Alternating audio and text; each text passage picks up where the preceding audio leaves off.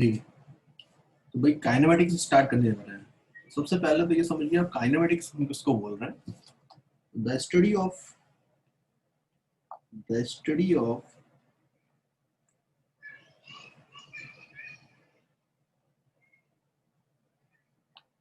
The study of motion of an object without considering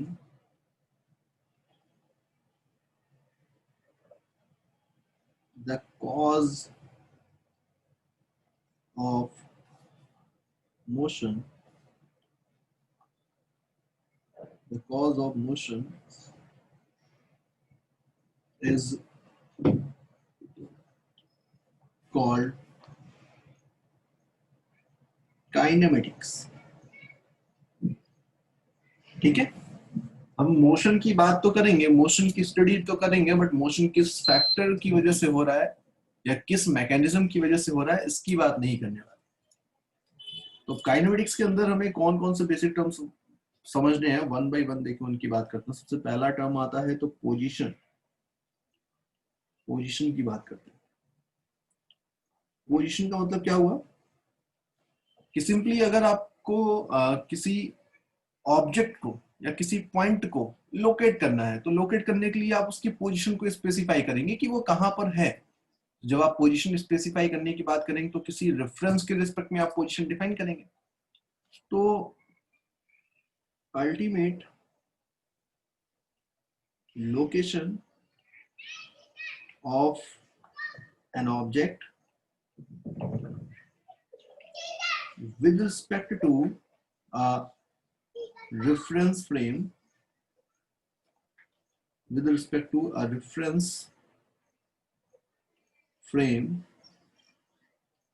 is called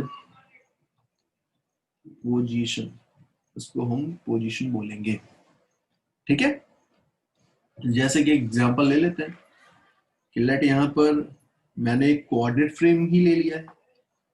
आप reference किसी भी respect में ले सकते हैं, किसी भी तरह का रेफरेंस फ्रेम हो सकता है, नेसेसरीली हमेशा कोऑर्डिनेट फ्रेम ही होगा रेफरेंस, ऐसा नहीं है।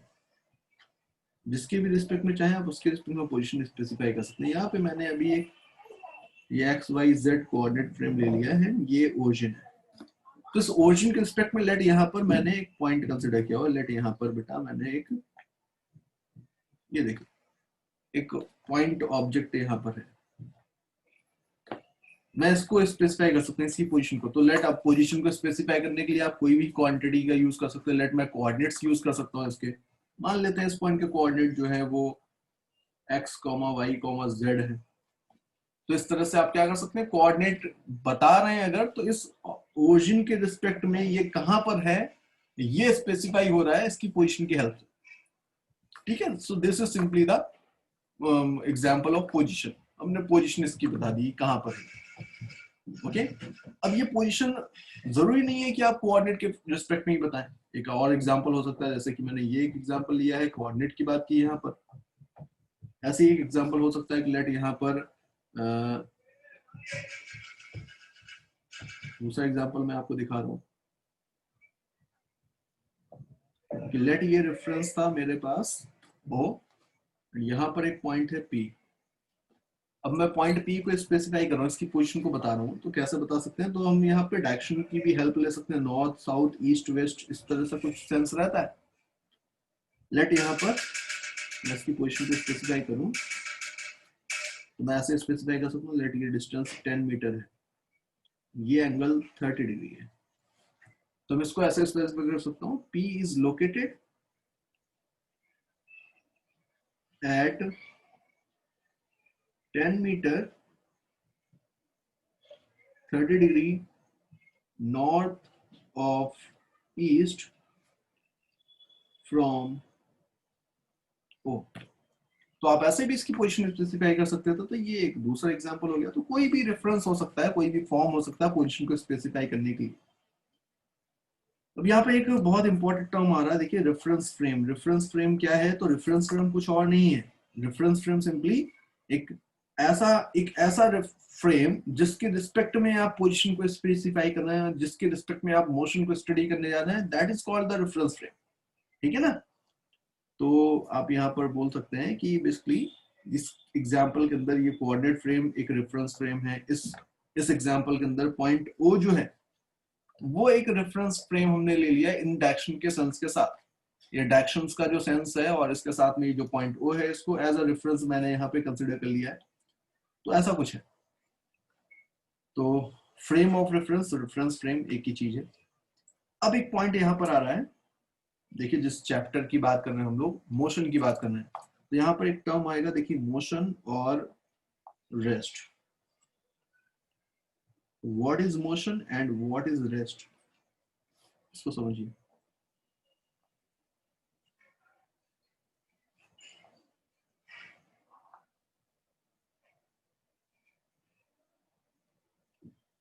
देखिए what is motion and what is rest. Motion को समझिए। इफ आखिर कब हम बोलेंगे कि कोई ऑब्जेक्ट मोशन कर रहा है, कब बोलेंगे? तो if the position of an object changes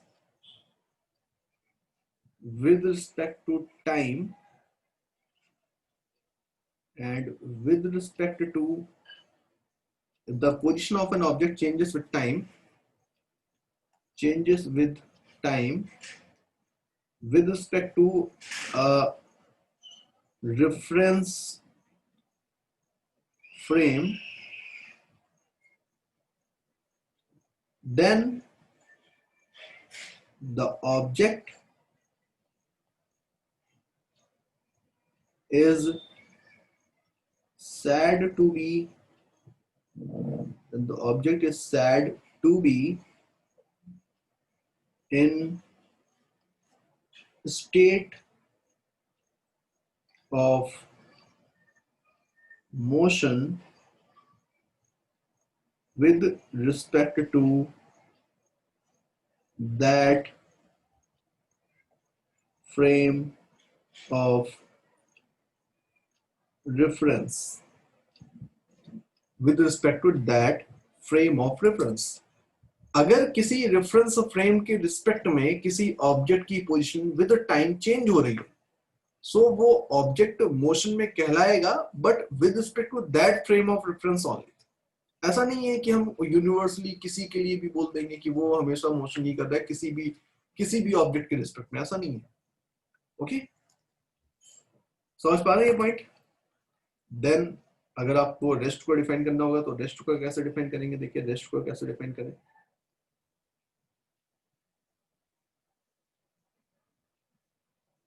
same चीज, सेम डेफिनेशन। मैं इसको ही कॉपी कर लेता हूं। If the position of N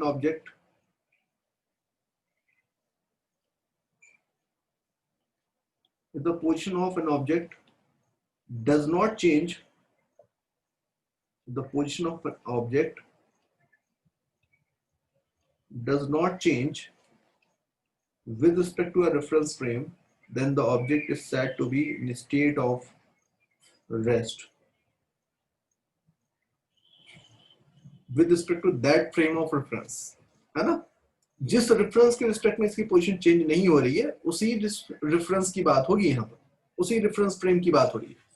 ठीक है, ओके। देखिए फिर आगे, अब यहाँ पर एक इंपॉर्टेंट पॉइंट है, that motion and rest are relative quantities। motion and rest are relative quantities। ठीक है, ये दोनों कैसी क्वांटिटी हैं? रिलेटिव क्वांटिटी है। अब ये रिलेटिव क्वांटिटी क्यों है, इसको समझते हैं। देखिए समटाइम्स ऐसा हो सकता है कि कोई ऑब्जेक्ट किसी एक फ्रेम ऑफ रेफरेंस से देखने पर आपको मोशन में दिखे, and at the same time किसी दूसरे फ्रेम ऑफ रेफरेंस से देखने पे वो ऑब्जेक्ट आपको रेस्ट पे दिखे। एक रेफरेंस फ्रेम से वो मोशन में दिख रहा है, दूसरे रेफरेंस फ्रेम से वो रेस्ट पे दिख रहा है। इसको आप एकदम सिंपल से एग्जांपल समझ सकते हैं कि लेट अगर आपके सामने कोई बुक रखी है या कोई और ऑब्जेक्ट रखा है, तो आपको आपसे पूछा जाए बताइए, लेट आपके सामने एक बुक रखी है, एज्यूम करिए आपके सामने एक बुक रखी है, मैं आपसे पूछूं बताइए वो जो बुक है वो रेस्ट पे है या मोशन पे है? तो आप बोलेंगे सिंपली अभी आपको कैसी लग रही है कि वो रेस्ट पे है। बट अगर सेम बुक को कोई एस्ट्रोनॉट देखेगा जाकर के फ्रॉम द स्पेस, तो उसको दिखेगा कि अर्थ जो है वो अपनी एक्सिस के अबाउट रिवॉल्व कर रही है with a very high speed. तो उसके ऊपर रखा हुआ हर ऑब्जेक्ट अर्थ के साथ रिवॉल्व ही कर रहा है। तो सो दैट वो क्या बोलेगा कि वो जो दैट पर्टिकुलर बुक जो है that is also revolving with the earth. तो उसके अकॉर्डिंगली सेम बुक मोशन में है। तो ये जो यहाँ पर आपको दिख रहा है कि एक रेफरेंस जब आपसे पूछा जा रहा है तो आपको वो बुक रेस्ट पे दिख रही है, बट जब एस्ट्रोनॉट से पूछा जा रहा है तो वो बुक उसको कैसी दिख रही है, मोशन में दिख रही है। तो सेम ऑब्जेक्ट अलग अलग रेफरेंस फ्रेम के रिस्पेक्ट में देखने पर आपको अलग अलग स्टेट में दिख सकता है। तो उसी को स्पेसिफाई कर रही है यहाँ पर ये line, motion and state are relative quantities. ठीक है, ओके। तो देखिए अब नेक्स्ट जो टर्म है यहाँ पर वो है डिस्टेंस और डिस्प्लेसमेंट। Distance and displacement.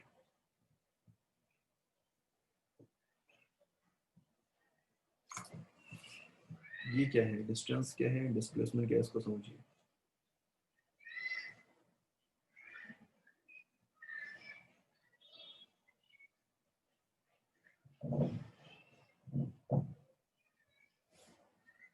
देखिए बेसिकली सपोज करिए कि एक पार्टिकल था जो इस पोजीशन पर था इनिशियली, इस पोजीशन पर, इस पॉइंट पे, पॉइंट ए पर, एंड यहाँ से ये किसी आर्बिट्ररी पाथ को फॉलो करता हुआ यहाँ से यहाँ पहुंच गया है पॉइंट बी पर। इस पाथ को फॉलो करता हुआ ये पार्टिकल पॉइंट ए से पॉइंट बी पर पहुंचा। तो बेसिकली ये जो पाथ ट्रेवल किया है ए से बी तक इस पार्टिकल ने, इस पाथ की जो एक्चुअल लेंथ होगी that is called the distance. तो आप बोलेंगे length of the actual path, length of the actual path traveled by a particle or traveled by a body is called the distance। ठीक है, okay. अब actual में ये length ही है, तो लेंथ तो एक स्केलर क्वांटिटी होती है। तो यहाँ पे ये भी आपको क्लियर होना चाहिए कि भाई लेंथ जो है वो एक स्केलर क्वांटिटी है। 1 minute.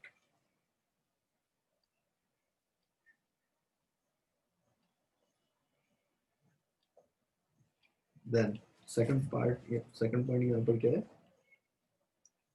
It is a scalar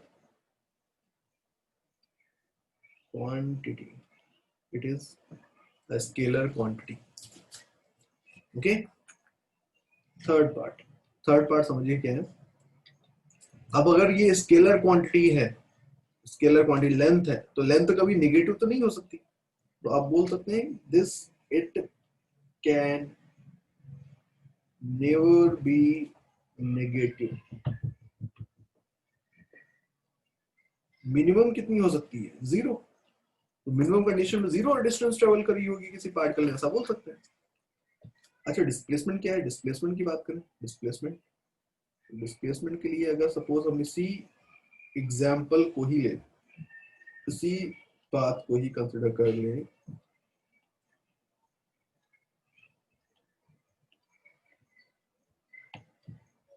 so displacement आप बोलेंगे कि इनिशियल पोजीशन से फाइनल पोजीशन की तरफ, ये देखिए इनिशियल पोजीशन से फाइनल पोजीशन को स्पेसिफाई करने वाला जो शॉर्टेस्ट पाथ यहाँ पर आपको दिख रहा है, ये शॉर्टेस्ट पाथ जो आपको दिख रहा है, this is called the displacement. इसको हम डिस्प्लेसमेंट बोलेंगे। समझ पा रहे हैं, ये है डिस्प्लेसमेंट। अब डिस्प्लेसमेंट जो है वो शॉर्टेस्ट पाथ है, तो आप इसको ऐसे डिफाइन कर सकते हैं, shortest path from initial position to final position. Shortest path from initial position to final position. It is a vector quantity. ये अब देखिए यहाँ पर जो डिस्प्लेसमेंट है ये एक वेक्टर क्वांटिटी है, क्योंकि ये इनिशियल पोजीशन से फाइनल पोजीशन की तरफ डायरेक्टेड होती है ना। तो डायरेक्शन भी आप ऐसे लिख सकते हैं इसकी, direction from initial position to final position. ठीक है, नेक्स्ट पॉइंट है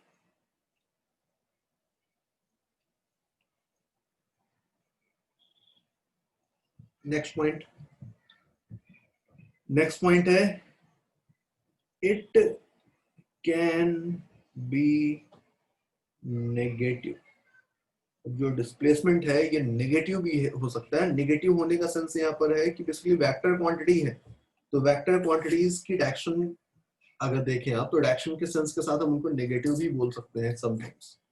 ओके, तो नेगेटिव भी हो सकता है, ये अभी याद रखिए, आगे भी इसको और क्लियर करेंगे।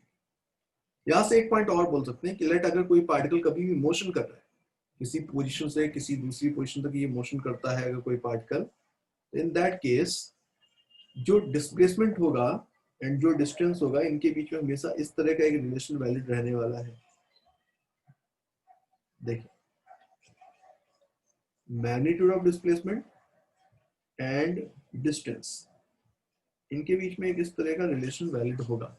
डिस्टेंस डिस्प्लेसमेंट के से हमेशा ज्यादा होगी या इक्वल होगी। ठीक है, ओके, ये एक रिलेशन यहाँ पर दिख रहा है आपको। इसके अलावा एक पॉइंट और समझिए, यहाँ पर ये कब होगा कि जब डिस्टेंस और डिस्प्लेसमेंट दोनों इक्वल होंगे। तो इसका भी एग्जांपल मैं आपको दिखा देता हूँ। लेट एक पार्टिकल पॉइंट ए से स्टार्ट करके पॉइंट बी पर स्ट्रेट लाइन के अलॉन्ग मोशन करता है। In that case distance and displacement का मैग्नीट्यूड दोनों चीजें सेम होने वाली है। बाकी जितने भी केसेस हैं, इन सारे केसेस में अगर आप देखें, इस केस में, इस पर्टिकुलर केस के अंदर ही केवल जब कोई पार्टिकल स्ट्रेट लाइन के अलॉन्ग मोशन करे without changing its direction of motion, तब उस केस में ही डिस्टेंस एंड डिस्प्लेसमेंट इक्वल होती हैं। अदरवाइज बाकी सारे केसेस में डिस्प्लेसमेंट का मैग्नीट्यूड डिस्टेंस से कम ही होने वाला है, क्योंकि बेसिकली हम डिस्प्लेसमेंट को बोल ही रहे हैं शॉर्टेस्ट पाथ। तो बाय डिफॉल्ट शॉर्टेस्ट पाथ तो स्मॉलर इन साइज होगा ही। समझ पा रहे हैं? तो ये केस है जिसमें आपको डिस्टेंस और डिस्प्लेसमेंट दोनों इक्वल मिलने वाले हैं। ओके, चलो एग्जांपल देखो एक दो और इस पॉइंट पे एग्जांपल देखते हैं। देखिए example,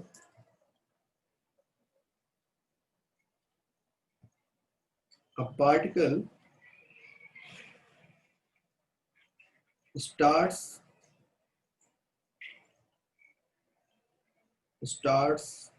from x equal to 20 meter, goes along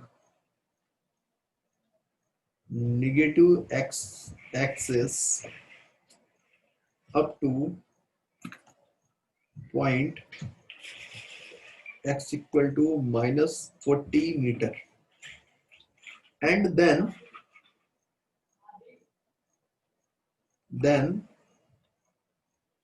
returns to x is equal to 10 meter. Find first part, distance traveled by particle and displacement covered by particle. तो ये दो चीजें हमको बतानी है। केस के अंदर आपको सारी इंफॉर्मेशन दे दी गई है। देखिए क्या क्या इंफॉर्मेशन दी गई है कि बेसिकली ये है, लेट ये पाथ मैंने ले लिया है एंड ये ले लिया है मैंने ओरिजिन की पोजीशन। ओरिजिन की पोजीशन भी यहाँ पर रिक्वायर्ड है, तो हमने ओरिजिन की पोजीशन यहाँ पर ऐसे ले ली है।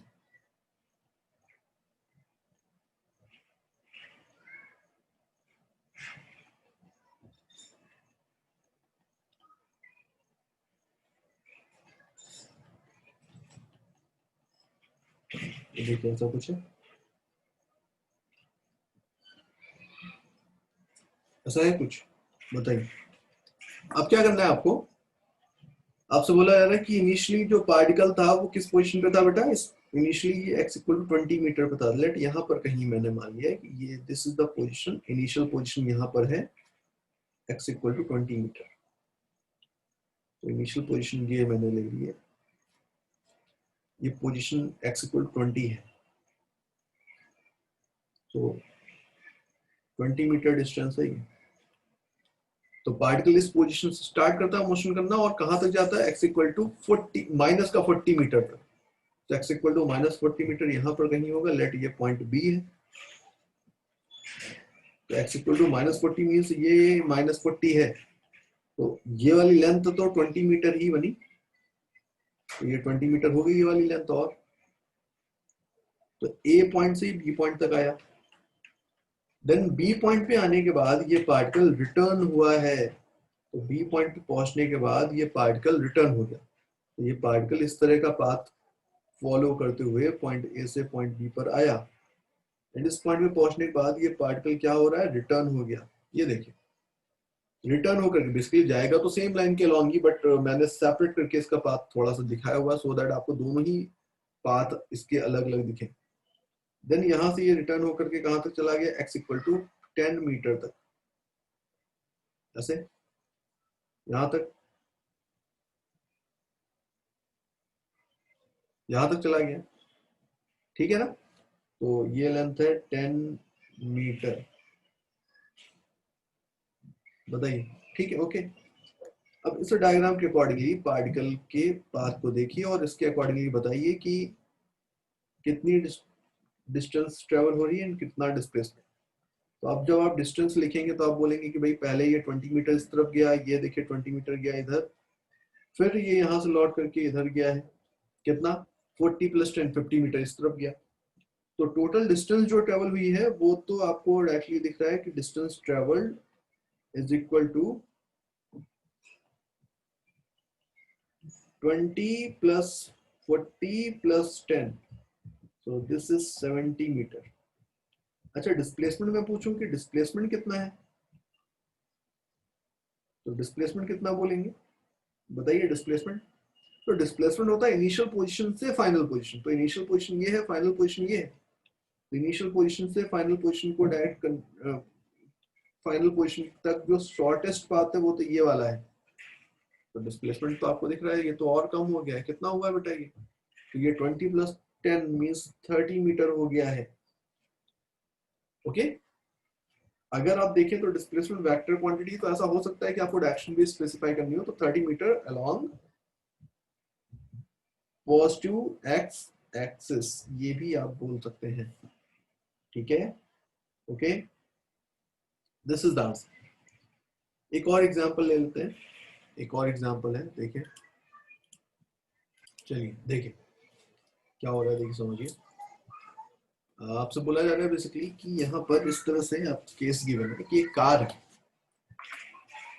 जो 100 मीटर जाती है towards north, then turn right and moves 50 metre. तो आपको जो लैंग्वेज गिवन है पहले तो उस लैंग्वेज को आप पढ़िए और एग्जैक्टली जो जो चीजें बोली जाती है उसको ड्रॉ करता हुआ एक डायग्राम बनाना होता है हमें ऐसे क्वेश्चन के अंदर।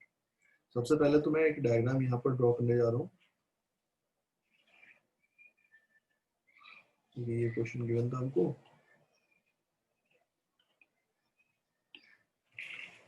देखिए सबसे पहले तो आपको क्या क्या इन्फॉर्मेशन गिवन है, पहले मैं एक डायग्राम ड्रॉ कर लेता हूँ कि लेट यहाँ पर इस तरह का, पहले तो डायरेक्शन सेंस हमेशा ड्रॉ कर लीजिए ऐसे क्वेश्चन के अंदर कि लेट ये है नॉर्थ साउथ ईस्ट वेस्ट। अब चाहें तो यहाँ पर एक्स एक्सिस वाई एक्सिस का भी सपोर्ट साथ में ले सकते हैं एज पर द रिक्वायरमेंट। अभी आपको क्या दिख रहा है कि यहाँ पर जो कार थी, कार वो इनिशियली 100 मीटर जाती है टुवर्ड्स द नॉर्थ। लेट यहाँ पर ये जो कार है ये 100 मीटर जा रही टुवर्ड्स द नॉर्थ, मैंने कंसिडर कर लिया यहाँ पर ऐसे।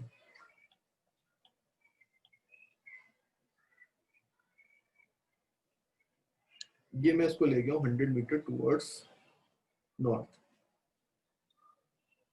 ठीक है। इस पॉइंट पे पहुंचने के बाद ये जो कार है ये राइट टर्न ले रही है एंड 50 मीटर मूव कर रही है। तो मैंने इसको राइट टर्न दिया और 50 मीटर मूव करा दिया ऐसे कुछ। तो देखिए 50 मीटर मूव कर लिया इसने, ये डिस्टेंस है 50 metre. And then turn right, again ये राइट साइड टर्न हुई है एंड कितना मूव किया इसने, 50 मीटर मूव किया है अगेन। अब इस पोजीशन पर ये कार आ चुकी है। अगेन आपसे बोला जा रहा है, अब बताना है आपको कि find the direction towards which it is facing now. तो ये किस तरफ फेस कर रही है, आपको दिख रहा है कि ये इस तरफ फेस कर रही है, तो साउथ डायरेक्शन में फेस कर रही है। तो फर्स्ट पार्ट का आंसर साउथ, आंसर में इसी के आगे लिखता जा रहा हूं south. Second part, total distance travelled. Total distance अगर लिखेंगे तो कितनी होगी, 100 प्लस 50 प्लस 50। तो 100 plus 100 means 200 metre. Total displacement, अब डिस्प्लेसमेंट कितना हुआ, तो डिस्प्लेसमेंट दिखाने के लिए आप बोलेंगे भाई इनिशियल पोजीशन से फाइनल पोजीशन। तो भाई ये रही इनिशियल पोजीशन, ये रही फाइनल पोजीशन। आपको ये वाली वैल्यू बतानी है, वेक्टर्स तो आपने पढ़ ही लिया है, आपको ये वाली लेंथ बतानी है कितनी होगी। तो देखिए ये वाली लेंथ हम कैसे बता सकते हैं, तो आप बोलेंगे भाई टोटल ये 100 मीटर थी, तो ये टोटल भी 100 मीटर ही होगी। ओके, तो उसमें से ये वाली लेंथ जो दिख रही है आपको, ये कितनी बची बेटा, 50 मीटर बची है। सिमिलरली ये लेंथ कितनी बची, 50 मीटर बची है। तो ये लेंथ कितनी हो गई, ये होगी सिंपली 50√2।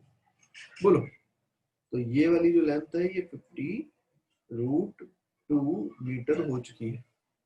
ओके, नेक्स्ट केस है कि in which direction the car is with respect to initial position. तो इनिशियल पोजीशन के रिस्पेक्ट में कार कहां पर है, आप अगर ध्यान से देखेंगे तो इस ट्रायंगल के अंदर आपको ये जो एंगल मिल रहा है 45 डिग्री मिलेगा, क्योंकि परपेंडिकुलर एंड बेस दोनों इक्वल है।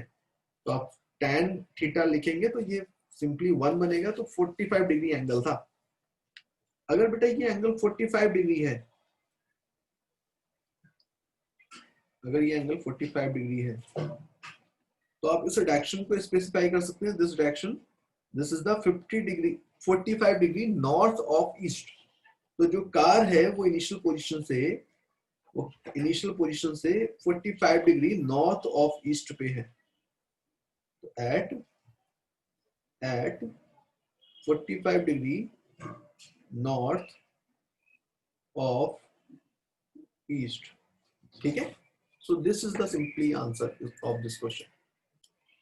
देखिए एग्जांपल है क्या, a person moves 10 meter towards west, then 5 meter towards 30 degree north of east. Find the total distance traveled and the total displacement. तो सबसे पहले डायरेक्शन का सेंस, जब भी आपको क्वेश्चन में डायरेक्शन के रिस्पेक्ट में ही बात हो रही तो आप पहले तो डायरेक्शंस को ड्रॉ कर दीजिए। और ये मैंने ऐसे दिखा दिया कि लेट ये है north, south, east and west, ये हो गया। अब जो पर्सन है ये 10 मीटर जाता है टुवर्ड्स वेस्ट, तो लेट यहां से स्टार्ट करके 10 मीटर गया है टुवर्ड्स वेस्ट, इस तरह से। ये लेंथ कितनी होगी बेटा, 10 मीटर हो गई है। इस पॉइंट पे जाने के बाद ये पर्सन किधर जा रहा है, towards 30 degree north of east. पहले तो ये समझिए भाई 30 डिग्री नॉर्थ ऑफ ईस्ट जो है ये कौन सी डायरेक्शन होगी, तो एक ऐसी डायरेक्शन जो 30 डिग्री एंगल पे जाए फ्रॉम द ईस्ट। तो ईस्ट से 30 डिग्री नॉर्थ की तरफ, तो ईस्ट से 30 डिग्री नॉर्थ की तरफ, तो ये वाली लाइन ऐसे कुछ ड्रॉ करेंगे, समझिएगा। मैं अगर 30 डिग्री नॉर्थ ऑफ ईस्ट की बात करूं तो ऐसे कुछ जाएगी ये लाइन, ये देखिए। तो ये जो लाइन आपको दिख रही है, इस लाइन के पैरेलल ये पर्सन फर्दर इस पॉइंट से जाने वाला है, इस लाइन के पैरेलल। तो ये है डायरेक्शन, इस डायरेक्शन के पैरेलल ये पर्सन ऐसे कुछ जाएगा। ये देखिए कितना जा रहा है ये, तो ये जा रहा है सिंपली 5 मीटर, ऐसे कुछ किया है। ठीक है बेटा, ये 5 मीटर मूव करके ऐसे आया हुआ है। अब आपको पता है ये एंगल अगर 30 डिग्री है तो सिंपली ये एंगल भी 30 डिग्री ही होगा। अब बताइए, इस डायग्राम को देखिए और अब बताइए कि अब क्या करना है। अब आपको टोटल डिस्टेंस बताना है, टोटल डिस्प्लेसमेंट बताना है। टोटल डिस्टेंस लिखेंगे तो डिस्टेंस बताने में तो कुछ भी नहीं दिख रहा है आपको। 10 मीटर ऐसे गया, 5 मीटर इस फ्रैक्शन के लॉन्ग चला गया, तो टोटल डिस्टेंस जो ट्रेवल हुई है वो सिंपली 15 मीटर हो गई। अच्छा, टोटल डिस्प्लेसमेंट लिखें अगर, टोटल डिस्प्लेसमेंट, तो डिस्प्लेसमेंट लिखना थोड़ा सा यहाँ पर, अब वेक्टर्स का यूज करेंगे तो बहुत ही इजी है, बट वेक्टर्स का यूज नहीं करेंगे तो थोड़ा सा आपको डिफरेंट दिख सकता है, बट वेक्टर्स का यूज करके बहुत आसानी से लिख सकते हैं। देखिए कैसे भाई, हम यहाँ पर इस वेक्टर को लेट, अब एक्स वाई एक्सिस की थोड़ी हेल्प ले लेते हैं। मान लेते हैं कि ये एक्स एक्सिस है भाई, कोई दिक्कत तो है नहीं इसमें इसको एक्स एक्सिस बोलने में, और मान लेते हैं कि ये वाई एक्सिस ऐसे एज्यूम कर लिया। इसके बाद क्या कर सकते हैं आप, सिंपली ये जो वेक्टर आपको दिख रहा है ये वेक्टर, इस वेक्टर को हम क्या बोल सकते हैं बेटा, दिस इज द वेक्टर 1, मतलब लेट इसको मैंने बोल दिया है this is, let this is D1 vector. ये जो आपको दिख रहा है सेकंड वाला, ये इसको मैंने बोल दिया दिस इज D2 वेक्टर। तो D1 एंड D2 अगर दोनों की वैल्यूज मुझे मिल जाए तो D1 एंड D2 की हेल्प से मैं यहाँ पर रिजल्टेंट लिख सकता हूँ, यानी इनका नेट डिस्प्लेसमेंट लिख सकता हूँ। ठीक है, तो मुझे क्या चाहिए, मुझे D1 चाहिए। पहले तो ये इंडिविजुअल वेक्टर्स जो है इनको अलग अलग दिखा देते हैं, D1 vector and D2 vector. तो D1 वेक्टर को आप कैसे लिखेंगे, तो वेक्टर D1 को आप ऐसे लिख सकते हैं सिंपली 10 मीटर इसका मैग्नीट्यूड था, एंड डायरेक्शन कौन सी थी, minus x x, negative x axis, that mean minus का आई कैप, तो माइनस का 10 i cap is the value of D1 vector. D2 vector को अलग से देखें, D2 वेक्टर को, अच्छा एक काम करते हैं, अलग से डायग्राम ही ड्रॉ कर देते हैं D2 वेक्टर के लिए, कि ये है देखो case, and this is the vector D2, कुछ ऐसा है D2 वेक्टर बेटा। ओके, कुछ इस तरह का केस है D2 वेक्टर। तो आपको इसका डिस्प्लेसमेंट बताना है, ये एंगल कितना है, 30 डिग्री है। तो इसका इधर जो कंपोनेंट आएगा, इधर वाला,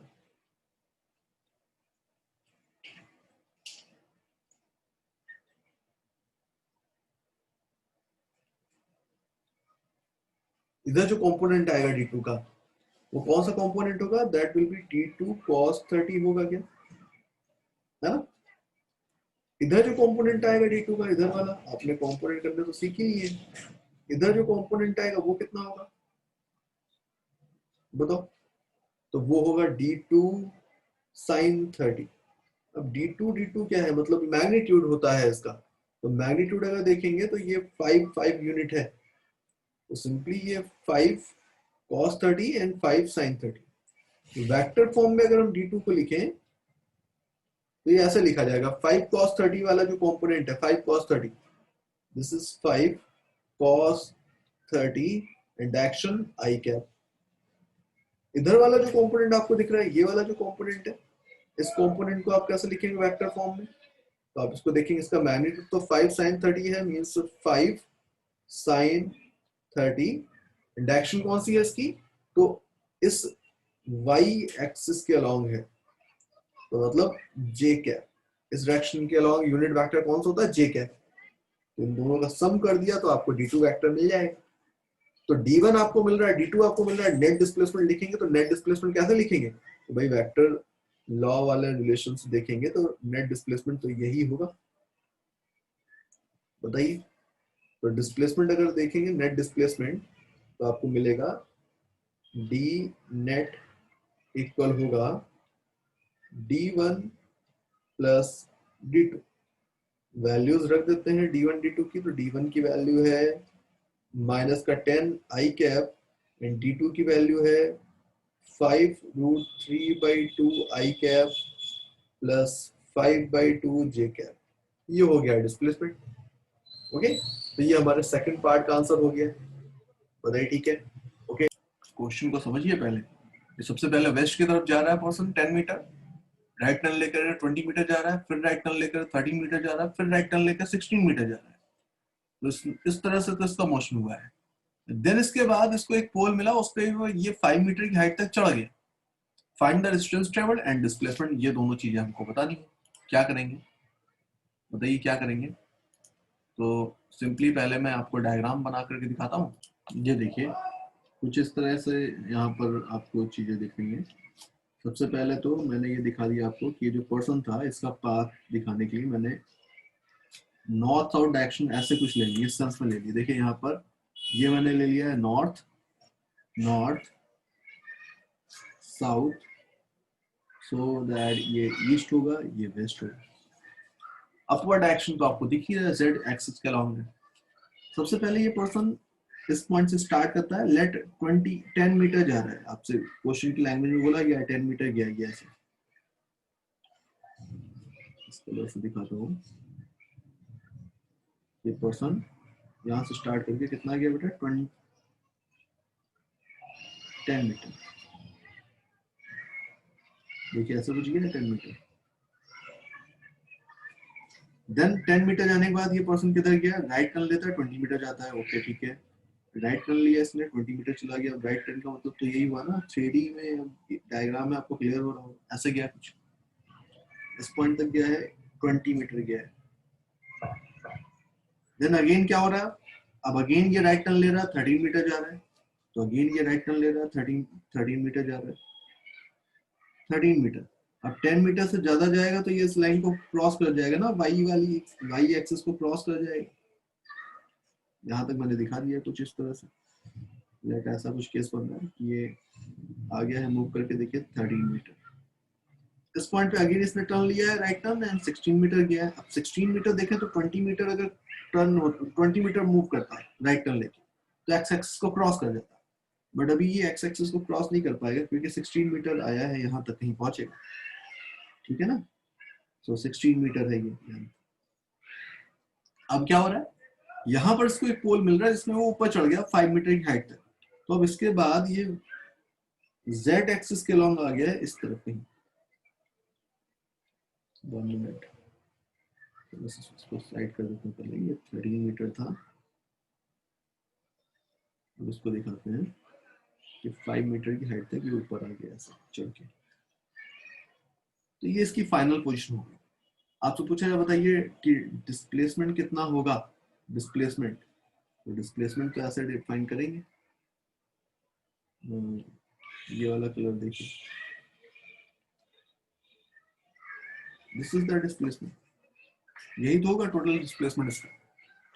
तो आप अगर डिस्टेंस देखेंगे, डिस्टेंस कितनी होगी? डिस्टेंस, तो डिस्टेंस हो जाएगी, आंसर इसी के आगे मैं लिख रहा हूँ। डिस्टेंस देखिए, पहले 10 मीटर मूव किया, फिर 20, फिर 13, फिर 16, फिर 5। कितना आ रहा? 30, 40, 43 plus 40, 50, 43 plus 53, 59 plus 5, 64 metre. Displacement कितना इसने कवर किया बेटा? डिस्प्लेसमेंट, तो अब डिस्प्लेसमेंट आप चाहें तो एक्स एक्स वाई एक्सिस आपको दिख रही है, इनके टर्म में लिखते जाइए। डिस्प्लेसमेंट लिखना है तो सारे वेक्टर्स का सम लिखेंगे, तो जितने भी वेक्टर्स दिखाए सबका सम लिखना है मुझे। तो फर्स्ट वेक्टर जो आपको दिख रहा था ये आप लिख सकते हैं 10 आई कैप, वो भी negative axis, negative x axis थी तो माइनस का 10 आई कैप। ये वाला जो वेक्टर था, ये वाला वेक्टर जो आपको दिख रहा है, ये वाला वेक्टर क्या होगा? ये वाई एक्सिस के लॉन्ग है तो 20 जे कैप। बोलो बेटा, ये वाला वेक्टर क्या होगा? ये वाला वेक्टर 13 मीटर इसकी लेंथ और डायरेक्शन पॉजिटिव एक्स एक्सिस, तो 13 जे कैप, 13 आई कैप हो जाएगा। इसके बाद ये वाला वेक्टर क्या होगा बेटा? तो 16 मीटर लेंथ और डायरेक्शन कौन सी? माइनस वाई एक्सिस, तो माइनस का 16 जे कैप। देन इसके बाद ये वाला वेक्टर, तो ये वाला वेक्टर कौन सा है? ये जेड एक्सिस का लॉन्ग है तो प्लस का 5 जे कैप, ये हो जाएगा। तो ये रिजल्ट मैंने लिखा है, this will be the net displacement. इसको सिंप्लीफाई करिए, इसको सिंप्लीफाई करेंगे तो सारे आई वाले एक तरफ, तो आई वाले एक तरफ करें तो 13 एंड माइनस का 10, तो 3 आई कैप, तो ये बन रहा है। ठीक है, जे वाले देखें तो 20 माइनस 16 तो 4 एंड 4 प्लस 5 9 जे कैप। बोलो ये बन रहा है कुछ? तो इतना था डिस्प्लेसमेंट। अगर आपको सिर्फ मैग्नीट्यूड ऑफ डिस्प्लेसमेंट बताना होगा तो मैग्नीट्यूड ऑफ डिस्प्लेसमेंट बताने के लिए आप क्या कर सकते हैं, सिंपली यहाँ पर देखिए, मैग्नीट्यूड ऑफ डिस्प्लेसमेंट बताने के लिए क्या कर सकते हैं हम, वही वाला रिलेशन, 9 प्लस 81 का रूट, तो रूट 90 बन रहा है। ठीक है क्या? ओके, इतने मीटर डिस्प्लेसमेंट होने वाला है इसका। ठीक है, ये यहाँ पर देखिए कुछ एरर है, यहाँ पे के कैप था, दिस वाज के कैप बेसिकली, वो आंसर चेंज हो जाएगा। देखिए के कैप था भाई, के कैप, तो 3 आई कैप प्लस 4 जे कैप प्लस 5 के कैप बन रहा है। उसके अकॉर्डिंगली अगर आप डिस्प्लेसमेंट का मैग्नीट्यूड निकालेंगे तो 9 प्लस 16 प्लस 25 बनेगा, तो 25 प्लस 25 रूट 50, तो 5 root 2 metre will be the magnitude of displacement. This is the answer. ठीक है, ओके।